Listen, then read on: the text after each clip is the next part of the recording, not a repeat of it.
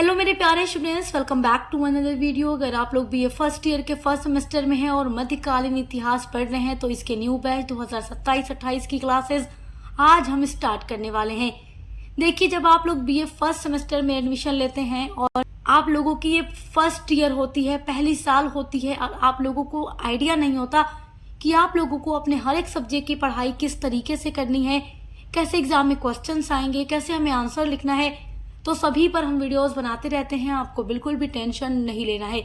हमारे चैनल को सब्सक्राइब करके बेल आइकन को प्रेस कर लीजिए। देखिए, जब आप लोग मध्यकालीन इतिहास पढ़ते हैं बीए फर्स्ट सेमेस्टर में तो आपके पेपर का नाम होता है प्राचीन और पूर्व मध्य भारत। 1206 ईस्वी तक आपको पढ़ना है, यानी प्राचीन भारत से लेकर 1206 ईस्वी तक आप लोगों को फर्स्ट सेमेस्टर मध्यकालीन इतिहास में पढ़ना होता है।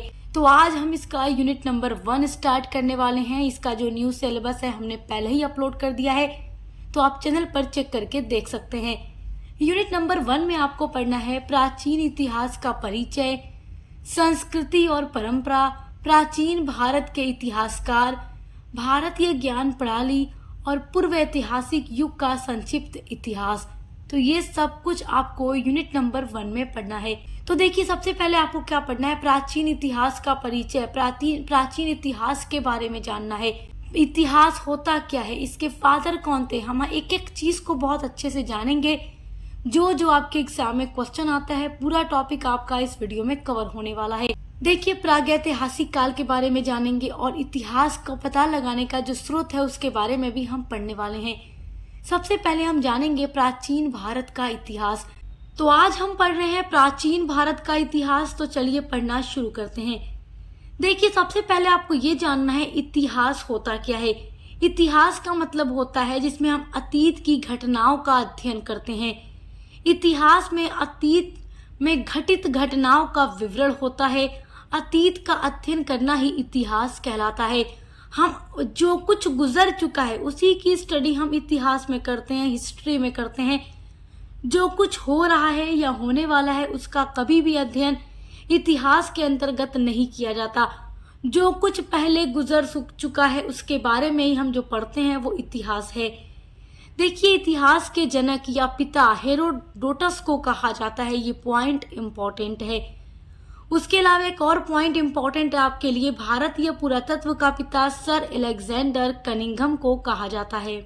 आइए अब पढ़ते हैं प्राचीन भारतीय इतिहास जानने के स्रोत। ये आपके लिए बहुत ही ज्यादा इम्पोर्टेंट है और एग्जाम में क्वेश्चन भी पूछता है कि प्राचीन भारतीय इतिहास जानने के स्रोतों का वर्णन कीजिए। तो सबसे पहले हम इससे परिचित होंगे कि ये होता क्या है। उसके बाद हम जानेंगे कि कौन कौन से स्रोत हैं जिनका यूज करके हम प्राचीन भारतीय इतिहास की जानकारी पता लगा सकते हैं। देखिए, प्राचीन भारतीय इतिहास को जानने के लिए इतिहासकार जो हैं विभिन्न प्रकार के स्रोतों का उपयोग करके जानकारी पता लगाते हैं। इन स्रोतों के आधार पर हमें भारत की प्राचीन सभ्यता के बारे में पता लगता है कि पहले की सभ्यता कैसी थी, संस्कृति कैसी थी, वहाँ के लोग किस संस्कृति के हिसाब से अपना जीवन व्यतीत करते थे, उस समय की राजनीति कैसी थी, धर्म के बारे में पता लगता है, उस समय के समाज के बारे में पता लगता है और आर्थिक जीवन की जानकारी हमें मिलती है कि वहाँ के लोग क्या व्यवसाय करते थे, किस तरीके से धन कमाते थे, किस तरीके से खर्च करते थे, किस तरीके से जीवन व्यतीत करते थे। तो हर एक चीज की जानकारी पता लगाने के लिए इतिहासकार जो है विभिन्न स्रोतों का उपयोग करते हैं। इतिहास जानने के 2 मुख्य स्रोत हैं। पहला स्रोत है पुरातात्विक स्रोत, दूसरा स्रोत है साहित्यिक स्रोत। तो आइए सबसे पहले हम पुरातात्विक स्रोतों के बारे में जानते हैं। तो चलिए सबसे पहले जानते हैं पुरातात्विक स्रोतों के बारे में।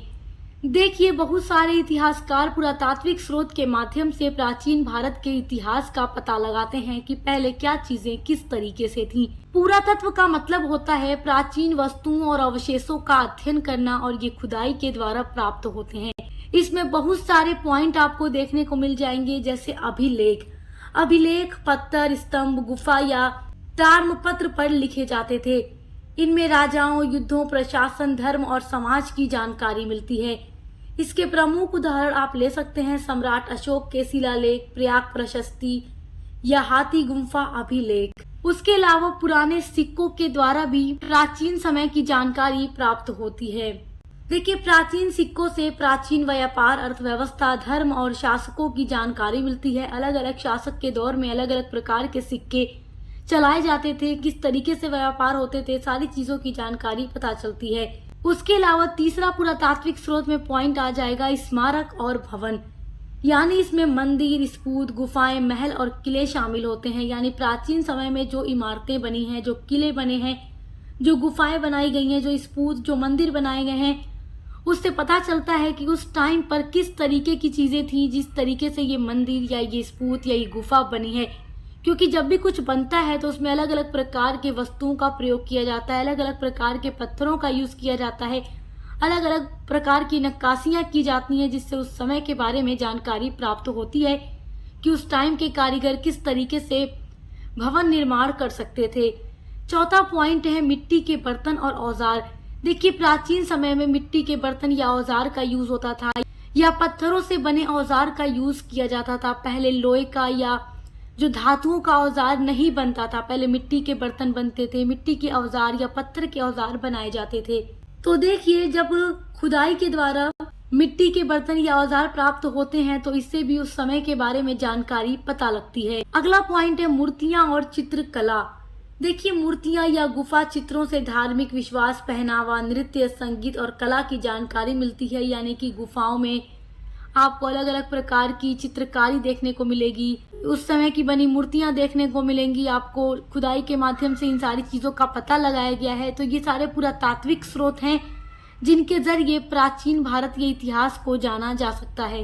प्राचीन भारतीय इतिहास जानने का जो दूसरा स्रोत है वो है साहित्यिक स्रोत। साहित्यिक स्रोत का मतलब जो प्राचीन समय में लिखे गए ग्रंथ हैं उनसे जो जानकारी प्राप्त होती है। तो ये आपको ग्रंथों के रूप में मिलेंगे। जो ग्रंथ होंगे उनसे उस समय की जानकारी प्राप्त होती है, क्योंकि उस समय में जो अलग अलग प्रकार के ग्रंथ लिखे गए थे उनमें उस समय के बारे में वर्णन किया गया है। तो सबसे पहला साहित्यिक स्रोत जिससे हमें प्राचीन भारतीय इतिहास की जानकारी मिलती है वो है वैदिक साहित्य, जिसमें आपको ऋग्वेद, सामवेद, यजुर्वेद या अथर्ववेद मिल जाते हैं। देखिए, वैदिक साहित्य से पता लगता है कि आर्यों के जीवन कैसे थे, समाज के बारे में, धर्म और संस्कृति के बारे में ज्ञान प्राप्त होता है। और आप जब नेक्स्ट वीडियो में वैदिक काल के बारे में पढ़ेंगे तो आपको और अच्छे से समझ में आ जाएगा। हर एक टॉपिक पर वीडियोस आपको हमारे चैनल पर मिल जाएगी। साहित्यिक स्रोत में जो दूसरा आपको मिल जाएगा वो जैन और बौद्ध साहित्य मिलेंगे। देखिए, जैन धर्म में जो अलग ग्रंथ हैं, बौद्ध धर्म के जो अलग ग्रंथ हैं, उनसे भी प्राचीन भारतीय इतिहास की जानकारी मिलती है। तीसरा पॉइंट हो जाएगा पुराण और महाकाव्य, यानी कि रामायण और महाभारत से भी प्राचीन भारतीय इतिहास की जानकारी मिलती है।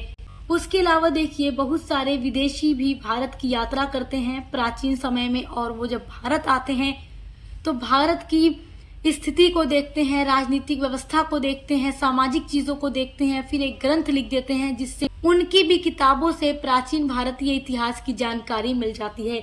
जैसे देखिए, भारत आए विदेशी यात्रियों ने भी यहाँ की स्थिति का वर्णन अपनी किताबों में किया है। जैसे मेगास्थनीज की पुस्तक है इंडिका। मेगास्थनीज जो थे वो चंद्रगुप्त मौर्य के दरबार में आए थे, यानी चंद्रगुप्त मौर्य के शासनकाल में वो भारत आते हैं, उनके दरबार में रहते हैं और भारत की यात्रा करके भारत का वर्णन अपनी बुक इंडिका में करते हैं। तो इंडिका से भी भारत की जानकारी मिल जाती है। उसके अलावा फाहयान की बुक है फोको की। ये चंद्रगुप्त द्वितीय के शासनकाल में भारत आए थे और उन्होंने भारत की यात्रा का वर्णन अपनी इस किताब में किया है। तो इस तरीके से पुरातात्विक और साहित्यिक स्रोतों के माध्यम से प्राचीन भारतीय इतिहास का पता लगाया जा सकता है। जब भी आप प्राचीन भारतीय इतिहास को पढ़ते हैं तो आपको प्रागैतिहासिक काल के बारे में पढ़ना होता है, यानी pre historic of stone age. प्रागैतिहासिक काल को पाषाण काल के नाम से भी जाना जाता है। पाषाण का मतलब स्टोन यानी पत्थरों का काल। तो इस काल को प्रागैतिहासिक काल या पाषाण काल कहा जाता है, क्योंकि देखिए, मानव सभ्यता के विकास का वो प्रारंभिक काल जिसमें घटित घटनाओं का कोई लिखित विवरण आपको नहीं मिलेगा, उस काल को प्रागैतिहासिक काल कहा गया। जिस समय मनुष्य लिखना पढ़ना नहीं जानता था उसे प्रागैतिहासिक काल कहा जाता है। इस काल की जानकारी मुख्य रूप से पत्थर के औजार, हड्डियों, गुफा चित्रों और मिट्टी के बर्तनों पर निर्भर करती है। इस समय के मानव को पढ़ना लिखना नहीं आता था, किसी भी प्रकार की भाषा का वो प्रयोग नहीं करते थे, तो इसलिए इसे प्रागैतिहासिक काल भी कहा जाता है। और इसे पाषाण काल इसलिए कहा जाता है क्योंकि इस समय के जो मानव थे वो अपना जीवन व्यतीत करने के लिए या जानवरों का शिकार करने के लिए या जंगली जानवरों से खुद को बचाने के लिए वो पत्थरों से ही औजार बनाते थे, जिससे वो अपनी रक्षा किया करते थे। क्योंकि वो घुमक्कड़ी जीवन जीते थे, जो पाषाण काल के लोग थे वो खाना बदोश जीवन जीते थे, तो इसलिए वो गुफाओं में, जंगलों में रहा करते थे, जहाँ जंगली जानवर भी होते हैं। तो अपने आप को महफूज रखने के लिए, सुरक्षित रखने के लिए उन्होंने पत्थरों को औजार का रूप दिया, पत्थरों को ही तोड़ फोड़ के हर तरीके का इन्होंने औजार बनाया, जिससे वो शिकार भी करते थे और जंगली जानवरों से खुद की सुरक्षा भी किया करते थे। प्रागैतिहासिक काल को मुख्य 3 भागों में बांटा गया है। 3 भाग में पहला भाग है पूरा पाषाण काल, दूसरा है मध्य पाषाण काल, तीसरा है नव पाषाण काल। देखिए, पूरा पाषाण काल जो सबसे पुराना काल है, फिर मध्य पाषाण काल आते आते मनुष्य थोड़ा बहुत कुछ अलग करता है। अलग का मतलब थोड़े अच्छे औजार पत्थरों के बनाने लगता है, थोड़े नुकीले बनाने लगता है। नव पाषाण काल को प्राचीन समय में सबसे ज्यादा विकसित काल माना गया कि इस समय में बहुत कुछ खोजा गया। यानी पूरा पाषाण काल मध्य पाषाण काल की तुलना में नव पाषाण काल में मानव ने बहुत कुछ खोज की। पूरा पाषाण काल की जो अवधि मानी जाती है वो 20 लाख ईसा पूर्व से 10,000 ईसा पूर्व मानी जाती है।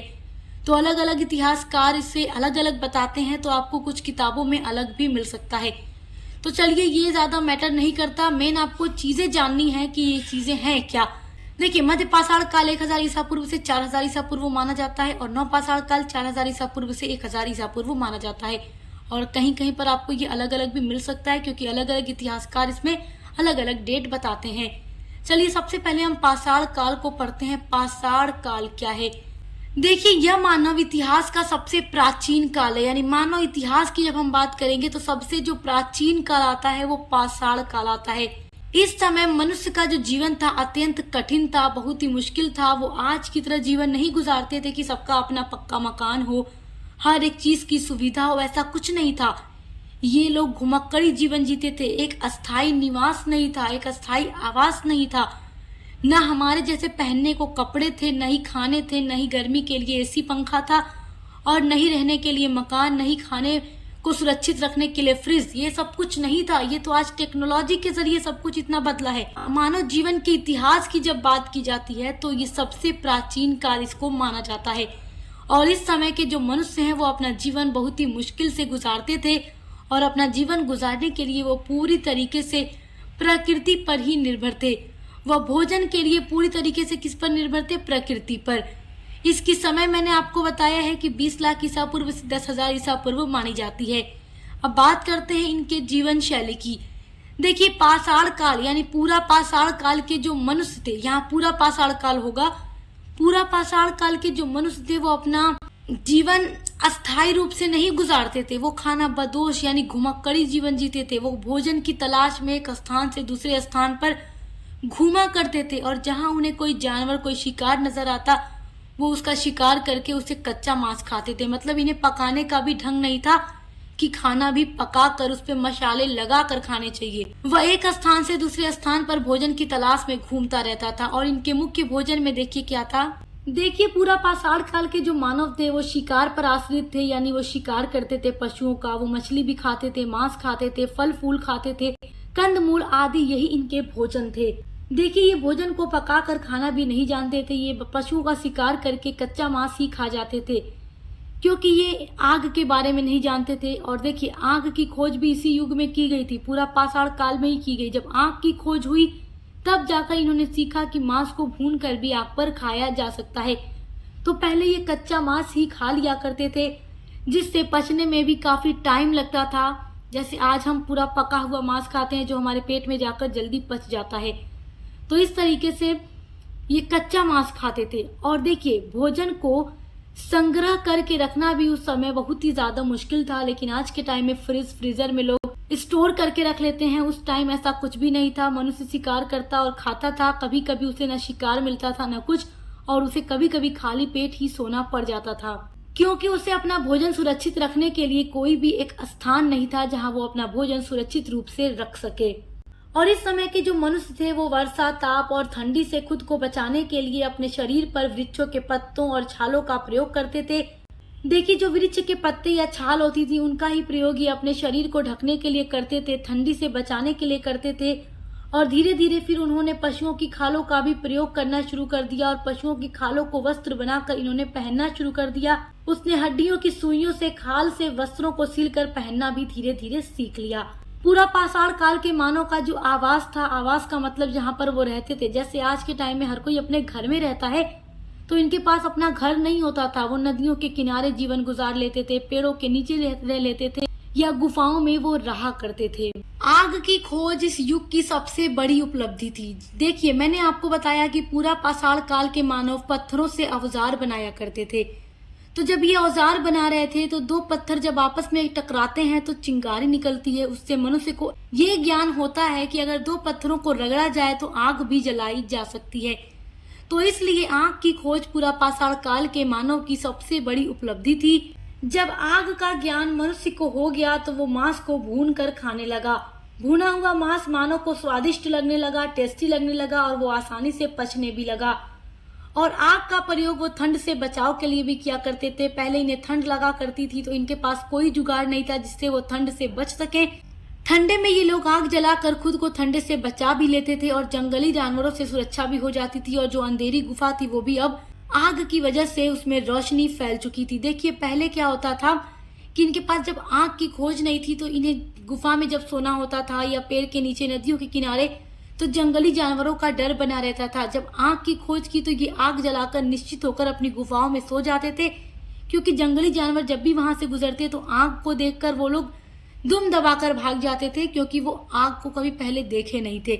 तो इस तरीके से आग की खोज इनके लिए काफी फायदेमंद सिद्ध हुई। पूरा पाषाण काल के बाद जो अगला काल आता है वो है मध्य पाषाण काल। देखिए, मध्य पाषाण युग तक आते आते आदि मानव कुशल और शक्तिशाली आखिर तक बन चुका था। उसने औजार और हथियार पहले की अपेक्षा अधिक उपयोगी और संहारक बना चुके थे। यानी पहले जो इनके हथियार थे वो उतने अच्छे नहीं थे, उतने सुडौल, उतने नुकीले नहीं थे। मध्य पाषाण काल तक पहुंचते पहुंचते मानव ने एक अच्छा हथियार बनाना सीख लिया। इस काल के औजार और हथियार छोटे और नुकीले होते थे, भद्दे नहीं होते थे, जिन्हें लघु अश्म कहा जाता था। इस काल का मानव कुल्हाड़ी, बर्छी, छैनी, छुरा, सुई और सीलबट्टा आदि प्रयोग में लाता था। देखिए, मध्य पाषाण काल में आदि मानव खाद्य संग्रहण के साथ साथ पशुओं से आखेट पर अधिक ध्यान देने लगा। इस युग में मानव ने अनाज के दाने उगाना सीख लिया और उन्हें सीलबट्टे पर पीस कर भी खाने लगा। उसने पशुओं के शिकार के लिए धनुष बाण और मछलियों को पकड़ने के लिए कांटों का भी प्रयोग करना शुरू कर दिया। मतलब पहले वो इसका यूज नहीं करते थे, पहले ये पत्थर का ही यूज करते थे शिकार करने के लिए, लेकिन धीरे धीरे ये धनुष बाण भी बनाना सीख जाते हैं, जिससे वो पशुओं का शिकार करने लगते हैं। और इस तरीके से धीरे धीरे इनका जो जीवन था और भी ज्यादा अच्छा होता चला जा रहा था। आइए अब पढ़ते हैं नव पाषाण काल। देखिए, नव पाषाण काल मानव की प्रगति तथा विकास का युग था। इस युग में मानव ने बहुत कुछ नई चीजें डेवलप की। नव पाषाण काल के मानव ने सभ्यता के क्षेत्र में प्रगति के जितने नए पथ खोजे उतने लाखों वर्षों तक नहीं खोजे जा सकते। देखिए, नव पाषाण काल इतिहास में क्रांति का युग था, क्योंकि इससे पहले मध्य पाषाण काल और उससे पहले पूरा पाषाण काल में मनुष्य कुछ भी नहीं जानता था, कुछ भी नहीं। लेकिन नव पाषाण काल तक पहुंचते पहुंचते मानव ने बहुत चीजें खोज ली थी। देखिए, नव पाषाण काल के मनुष्य ने पहिए का विकास करके सभ्यता के विकास में महान क्रांति लाई। जिस तरीके से पूरा पाषाण काल में आग की खोज की गई, उसी तरीके से नव पाषाण काल में पहिए की खोज करके मनुष्यों ने अपनी सभ्यता को विकसित किया। देखिए, इस युग में मानव ने सूत काट कर कपड़ा बुनना भी सीख लिया और उसे सीलना भी सीख लिया। जहाँ अभी तक मानव मध्य पाषाण काल तक वृक्षों के पत्तों का उपयोग अपने बदन को ढकने के लिए करता था, पशुओं की खालों का प्रयोग अपने बदन को ढकने के लिए करता था, इस युग में आते आते मानव ने सूत काट कर कपड़ा बुनना सीख लिया और उसको सिल कर पहनना सीख लिया।